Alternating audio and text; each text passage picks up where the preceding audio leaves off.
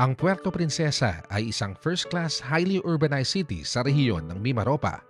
Ayon sa 2020 census, ang populasyon nito ay umaabot sa 307,079.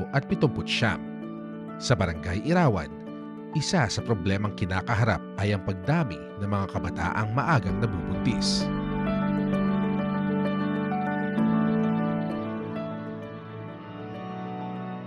Ako si Cherilyn L. Codinera, 16 years old. Ako po si Vicky Bernas, nakatira po sa Barangay Irawan. Ako po si Jennifer Fernando, nakatira sa Barangay Irawan, Purok Maunlad, Phase 2. May asawa po at may 4 na anak. Nausap niya po ako tapos tinulungan niya po kung magkaroon ko ng family planning. Pinaliwanag niya po sa akin kung ano po yung family planning para maiwasan po yung mag-focus po.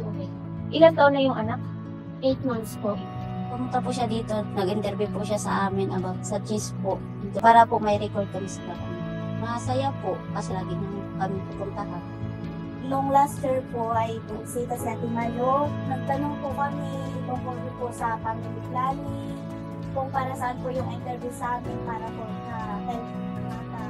Napit po ako kay Ate Malo na supplyan niya po ako ng inject. Ilan lamang sina Cherilyn, Vicky at Jennifer sa mga taong nakinabang sa mahusay na serbisyo ni Marilu Nale bilang isang barangay population volunteer.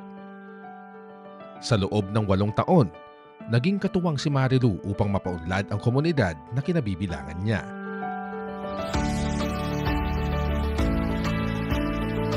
Unang-una po, nagpo-profiling po ako ng aking mga families po. Ikalawa po, nagre-replenish po ako ng dispensing po ng mga commodities. Ikatlo po, nagkakaroon din po ako ng referral sa mga other agencies na hindi po kayang ibigay po ng ating CPD po dito Puerto Princesa. At the same time po, nandoon din po sa akin yung monitoring ng aking po mga client at saka po follow-up.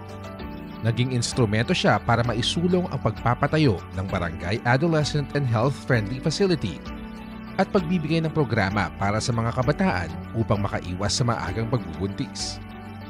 Ang mga datos na nakukuha niya ay pinipresenta niya sa barangay at nagiging basehan ng mga lokal na opisyal sa pagsasagawa ng mga angkop na programa at serbisyo para sa lahat. Delikado po at magiging maunawain masasabi sa barangay talaga. Medyo marami akong matibigas sa mundo.